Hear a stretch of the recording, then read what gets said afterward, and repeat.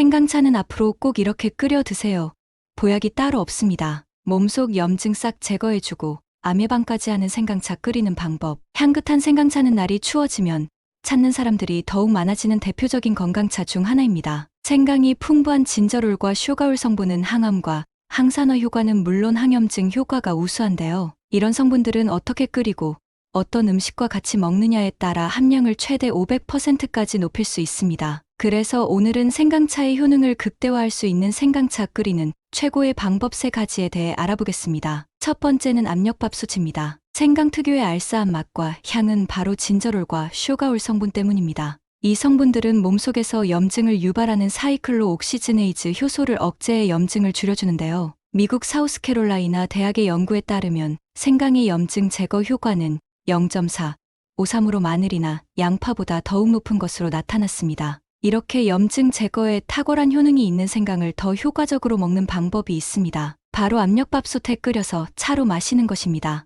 대부분의 사람들은 생강차를 끓일 때 냄비에 넣고 끓이거나 생강청에 뜨거운 물을 부어서 마십니다. 하지만 압력밥솥에 끓인다면 생강을 찌거나 말릴 필요 없고 청을 담을 필요도 없어 가장 간단하고 효과적으로 마실 수 있습니다. 충남농업기술원의 연구에 따르면 생강을 110도 이상의 고온에서 고압 처리할 경우 기존의 생강청보다 쇼가올 함량은 500%, 폴리페놀 함량은 200% 증가한다고 밝혔습니다. 고온 고압 처리를 하기 위해서는 전용 장비가 필요하지만 압력밥솥의 내부 온도는 115에서 170도까지 올라가니 충분히 가능합니다. 압력밥솥 생강차는 물 3리터 기준 생강 50g으로 만듭니다. 생강은 흐르는 물에 깨끗하게 씻은 후 15분간 불리면 껍질을 쉽게 벗길 수 있습니다. 이렇게 손질한 생강은 얇게 편을 썰어서 준비합니다. 그리고 압력밥솥에 물 3리터를 넣고 손질한 생강을 넣어줍니다. 차를 끓일 때 기호에 따라 대추나 계피를 추가해도 좋습니다. 뚜껑을 닫고 중불에서 가열하다가 추가 흔들리고 소리가 나면 약불로 줄입니다. 약불로 줄인 후 20분 정도 더 끓여줍니다. 20분 후 불을 끄고 증기가 다 빠지고 나면 뚜껑을 열어줍니다. 그리고 생강을 비롯한 내용물을 체에 받쳐서 주걱으로 꾹꾹 눌러서 마지막 한 방울까지 짜줍니다. 이렇게 만들어진 생강차는 엄청 진하므로 물이나 꿀을 추가해서 드셔도 좋습니다. 열기가 식은 생강차는 냉장 보관하고 그때그때 먹을 만큼만 데워서 드시면 아주 좋습니다. 생강의 효능을 최대한 살리는 압력밥솥 생강차로 건강을 지키시기 바랍니다. 두 번째는 대파입니다. 생강차를 끓일 때 대파를 한 줌 넣어준다면 관절염으로 인한 통증 완화에 도움을 줍니다.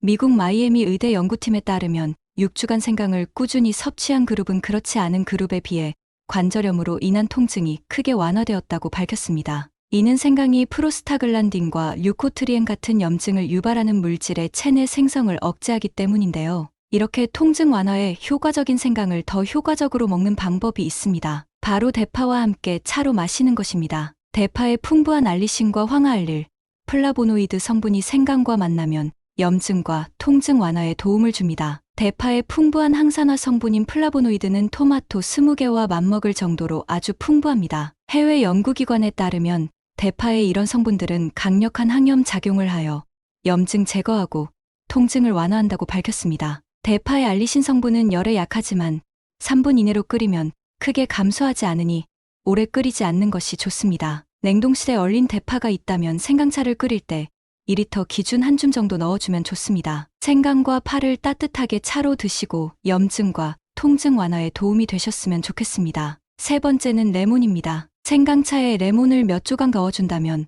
몸속 독소 제거에 큰 도움을 줄 수 있습니다. 우리 몸의 독소는 각종 영양소가 대사되는 과정이나 체내로 들어온 세균에 의해 만들어지고 점점 쌓이게 되는데요. 이런 독소가 제대로 배출되지 않으면 면역력 약화는 물론 염증 유발이나 소화불량 등 건강에 악영향을 끼칩니다. 생강이 풍부한 디아스타아제와 단백질 분해 효소는 소화액의 분비를 자극하고 장 운동을 촉진시켜 독소의 배출을 돕습니다. 또한 생강이 함유된 진저롤과 쇼가올 성분은 항균 살균 작용이 뛰어나 우리 몸의 독소를 직접적으로 제거하는 역할도 합니다. 이렇게 독소 제거에 좋은 생강은 레몬과 함께 먹으면 효능을 극대화할 수 있습니다. 레몬에 들어있는 리모노이드라는 성분은 강력한 항산화 물질로 우리 몸속에 있는 해독, 효소를 활성화시킵니다. 활성화된 해독 효소는 몸 구석구석을 돌아다니며 몸에 쌓인 독소를 파괴하여 몸 밖으로 배출합니다. 리모놀드 성분은 열의 약함으로 생강차를 끓일 때 레몬을 같이 넣고